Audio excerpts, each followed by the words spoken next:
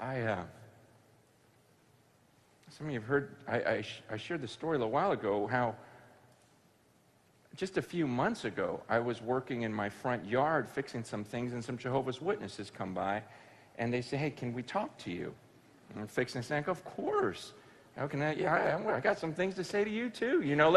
Let's talk. No, seriously, because I just think, here's some human beings. I need to love on them. They're trying to love on me, and so they start sharing some things, and I just said, hey, can I tell you? Can I just tell you a couple things that God's done in my life recently? Just a couple things. I mean, this will blow your mind. Let me just tell you about some answers to prayer that just happened like last week. And this lady goes, God doesn't listen to everyone's prayers. And I said, you know what? Actually, biblically, you're right on. I go, James 1 says that if we doubt, he's not going to listen to us. James 4 says if we ask with the wrong motives, he's not going to listen to us. 1 Peter 3 says if I don't honor my wife, man, my prayers are going to be hindered. He says in Isaiah 58, if I don't care for the poor, it doesn't mean if I fast and pray. He's not listening. Yeah, I go in Amos, he says, I don't even want to hear the noise of your songs. I'm not going to listen to that. He says, if my people would humble themselves, and turn from their wicked ways. I mean, there's conditions, says, you're absolutely right. He does not listen to every prayer, but he listens to mine. And I said,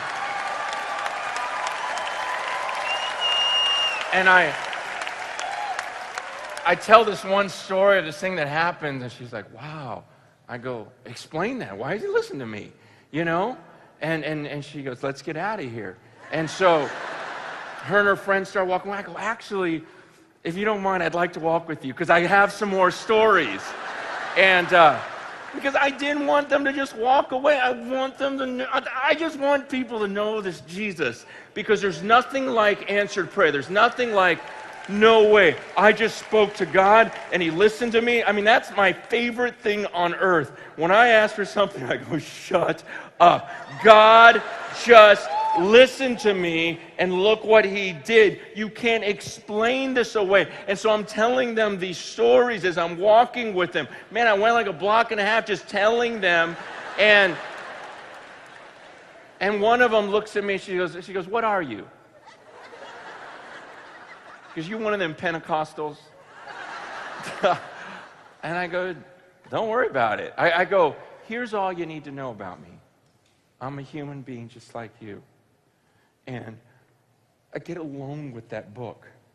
I get alone with the Bible and I just read it and I see stuff I'm supposed to do and I do it. And I pray to that God in that Bible, that Jesus who died on that cross for me.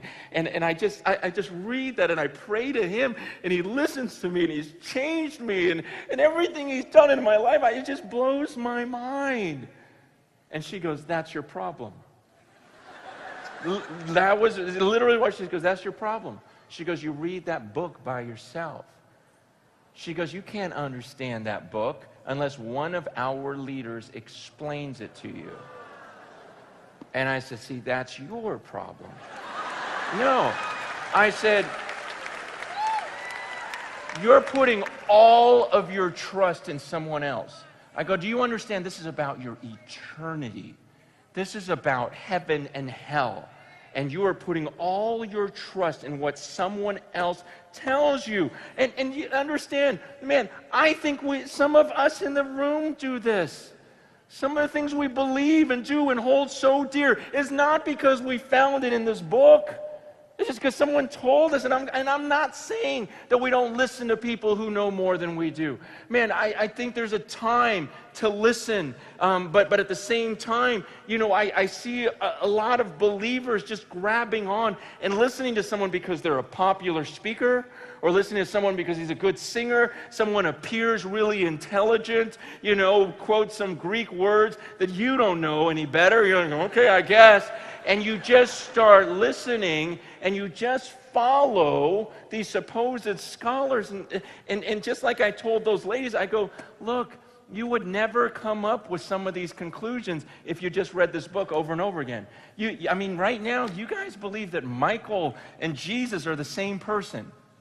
You really would have got that from the Bible?